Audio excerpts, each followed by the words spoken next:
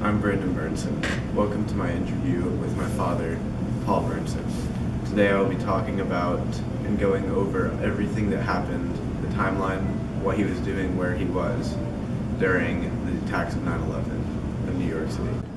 So Dad, can you please give me a timeline of what you were doing, who you were working for throughout the entire day? So yes, Brandon, I was working for Lucent Technologies as a managing consultant.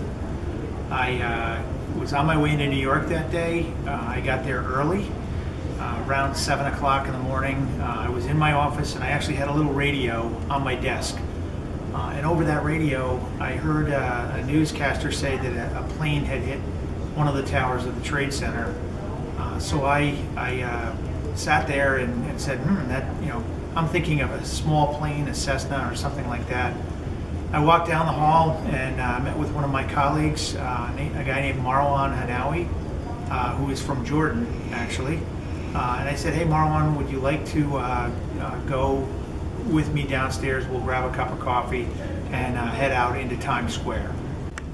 So Marwan and I went into Timothy's Coffee, got a cup of coffee, and went out into the center island of Times Square. Now our office was at 1500 Broadway, right on the corner of 43rd and Broadway. And if you know Times Square, there's an island of cement out in the middle. And you can sit there and actually look up at the big screens and see what's going on. I think ABC studio was right in our building. And so we were out looking up at the big screen that showed us the situation that was going on downtown. Now that's when things started to get a little weird for us because I realized at that point that the plane that had hit the tower was not a small plane but a full-size passenger liner, and that's when it triggered that something was really bad happening here. I looked up in the sky and that's what even made it worse. There was not a cloud in the sky that day. So it wasn't like someone had bad weather and missed what they were doing. It had to be deliberate, and Marwan, who was with me, who was used to terrorism in his nation, you could see the hair standing up on the back of his neck, and he was having a very, very tough time of it. What feelings went through you when you first realized that this wasn't an accident? So at that point, we were starting to get nervous, and I really couldn't figure out what was going on. And right at that moment, we saw another plane fly by in the air very low. It was headed down towards the towers, and we watched live on the big screen in Times Square the second plane hit the second tower. And then a few moments later, you could hear the concussion come up from downtown, and that's when people started screaming and were having a very, very tough time with it. Right at that moment, a reporter or someone with a TV camera came right up into my face, and I pretty much told him, we're under attack. I don't have time for you right now. And Marwan and I headed back into the building for a little bit. I came back down and sat there in Times Square watching more of it a little bit later. Marwan got in his car and drove out the Midtown Tunnel to Long Island to be with his family. He knew something was really, really bad going on. And if you know anything about what happened, they shut down the bridges and tunnels almost immediately. So Marwan really moved fast to get out of the city. So at that point, I went back up into my office and started to assess what was going on. Our vice president was out in California at meetings. After I looked around the office, I found out that I was the only manager for my company in the New York office that day. We had a few consultants that had arrived, but most of our consultants were spread out throughout the city. We had close to 20 of them right downtown in and around the trade centers, some of them actually in the buildings.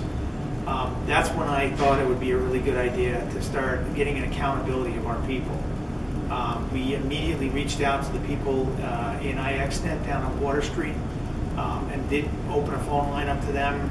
There were about 14 people in that location, and we had communication with them pretty much told them that they needed to let their employers know that they needed to leave and get out of there. I continued to monitor, where all of our people were. We started to gain accountability of them. We set up a TV in one of the conference rooms so we could watch the news and see what was going on. Shortly after that, the first tower collapsed, and that's when I don't even know what to say. I mean, we had a lot of people, in that region, and I didn't know if we had lost any. And I have to tell you, the day became a lot tougher at that point. So one of the things that became a priority for me was to get in touch with our family. You and your sister were in daycare out in New Jersey. I needed to make sure that you were being taken care of, and that your grandparents could come pick you up at the end of the day. Here's the problem. Our phone lines went out right after the first tower collapsed. All the phone lines in New York were pretty much gone at that point. The cell towers were down, so we lost all telephone communications, landline and cell tower. And so the internet was still up, luckily. I had AOL IM on my laptop at that point. This is what we were using for business back then. And so I contacted someone out of our New Jersey office, a guy named Ron Rendiro, who did have phone service. He was able to call my dad and start a conversation with my father. And he relayed my questions and my concerns to my dad for me. And my dad got back to us that don't worry about the two of you. They'll pick you up at the end of the day and take you to their house. It would just be, Mom and I need to figure out, whether we need to stay in the city or get out. So it was very difficult for me to try to get a hold of your mother.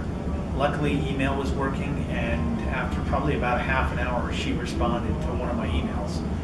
She was down at Foot Locker's headquarters on 34th Street, closer actually to the towers than I was. And so we agreed that later in the afternoon we would meet up.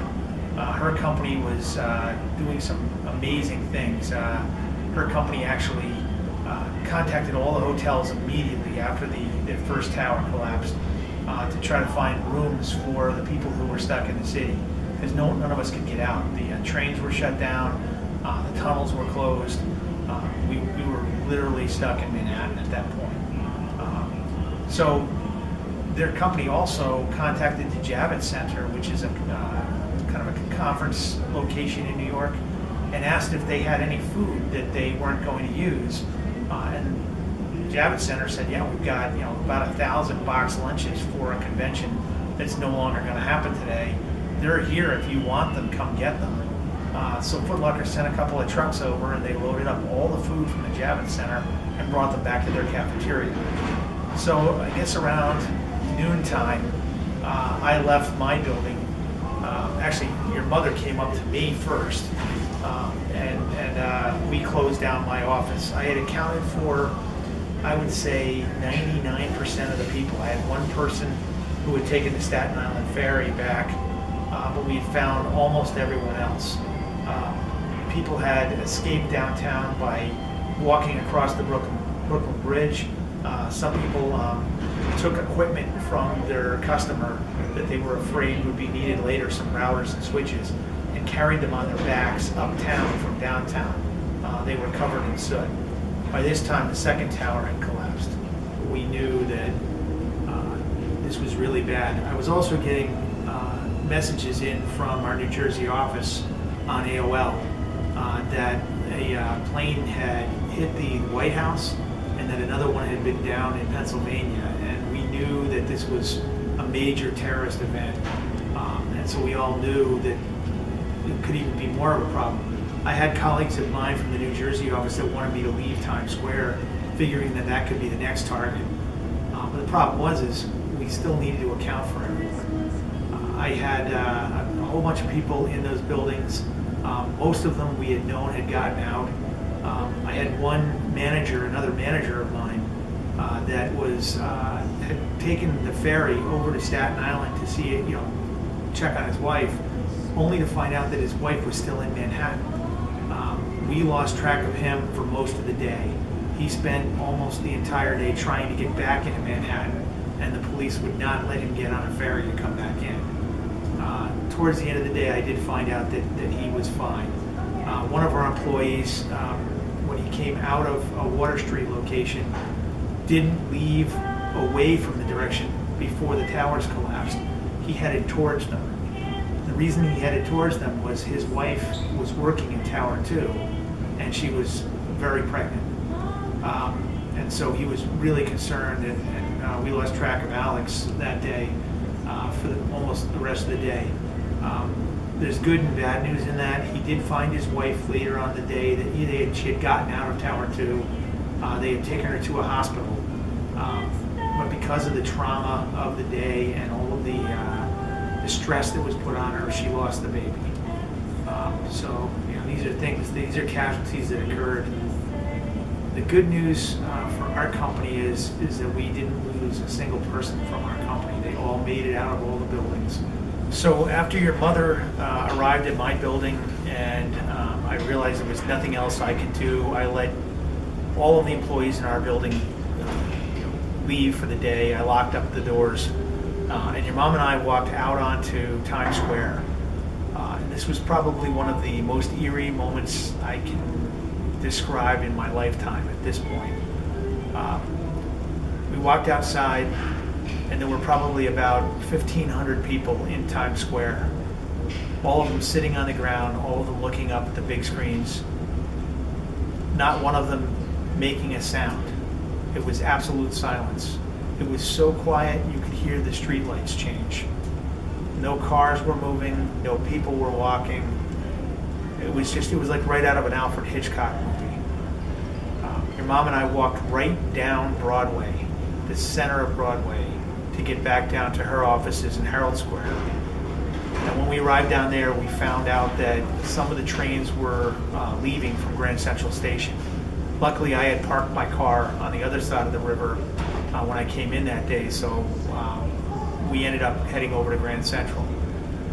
On the way, all of a sudden we heard some jet fighters come flying over the city, and it looked like a war movie. I watched everybody on the street on 33rd Street just scatter into the stairwells, and I, knowing what they were, having been in the military and knowing that those were our fighter jets, yelled to everyone, "It's okay, they're ours, you want them up there." They started to slowly come back out. So we continued to cross 33rd Street and worked our way up Park Avenue to Grand Central Station. Again, the city was dead quiet, not one vehicle was moving. When we got to Grand Central, we found out that there were trains running. The plan was to fill each train with as many people as they could fit on them, and none of the trains were running express at all. It was local all the way. The train we got on had more than double the number of people it was supposed to. People were standing in between cars and everything. So when we got to the first stop, half the train had to let out so that the people could get off. And that continued on for about 4.5 hours. It took us that long to get up to Garrison, New York. That's where we got to our car and worked our way back down to New Jersey to get you guys from Nana and Gramps' house. We brought you home that evening, and only to find that the field behind our house up in Harriman, New York, was being used by a crew of Blackhawks. They were in Apache gunships, and they were refueling in the field right behind our house. My guess is they were being used to guard West Point. What occurred after the days following the attacks? So for the next few days, the city was closed. About 3 days, no one could get in or out. If you were there, you were there. You were helping with the rescue. If you didn't make it back in, they kept everything closed. So we went to our New Jersey office the next day, and realizing that it was really too soon for the people who had been working in Manhattan to get back to work again. About 2 days later, I ended up in Jersey City at the Deutsche Bank offices, helping them pull wire so that they could get their network back up and running. I had a crew of people working for another company trying to get them up and running, trying to race against the network from coming back online so that their customers didn't realize that it was their fault that they were down. We did a lot of work in downtown Manhattan to try to get the networks and the buildings around the World Trade Center back in operation. I had people from my staff going into the buildings with the government to condemn the buildings or to determine whether or not they could be salvaged. Months and months, when you would go to downtown New York, you knew that something had happened because there was a odor in the air of crushed cement and electrical smell just from the way the towers collapsed. I'm going to say that the events of those 2 days were probably some of the hardest things I've had to deal with. Luckily, no one close to me was affected. You know, no family that I knew directly had anyone lost, but there was a lot of loss in our community. We held a vigil about a week later in our hometown of Monroe and did a march. And all I can say is that if there's any way possible that we can prevent anything like this from happening again, we need to do everything we possibly can to do that, to keep terror like that out of our country. And that's how it happened. Ironically, a year later, a documentary was produced called 102 Minutes That Changed the Face of America. It's a History Channel documentary, and I started getting phone calls right away from friends. Apparently the cameramen that were in Times Square that day had captured me in their videos, and I was in this documentary. We'll show you a couple of clips from it. That's about it. Why did you decide to be a hero? Why did you decide to help everyone instead of just trying to save yourself? What made you stay there longer just to find and make sure that everyone in your company was actually all right? I guess the way I was brought up and having gone to military school and spent my time in the Army, I felt that it was my job to do my duty as a manager in my company and make sure all the people we had were safe or accounted for. And I felt like I couldn't really walk out the door without knowing that I knew where everyone was. I just want to say thank you, Dad. It's been an honor to actually have this full conversation with you. I've never been able to go through everything that happened. I hope that everyone who watched this takes this as a learning experience, just to know that there are many stories that are untold and many stories that will never be able to be told.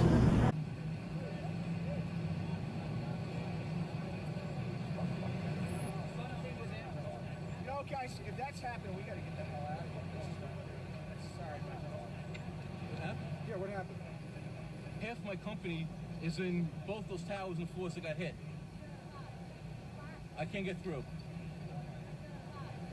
I was there only 6 months ago. My office is now in Midtown. What company?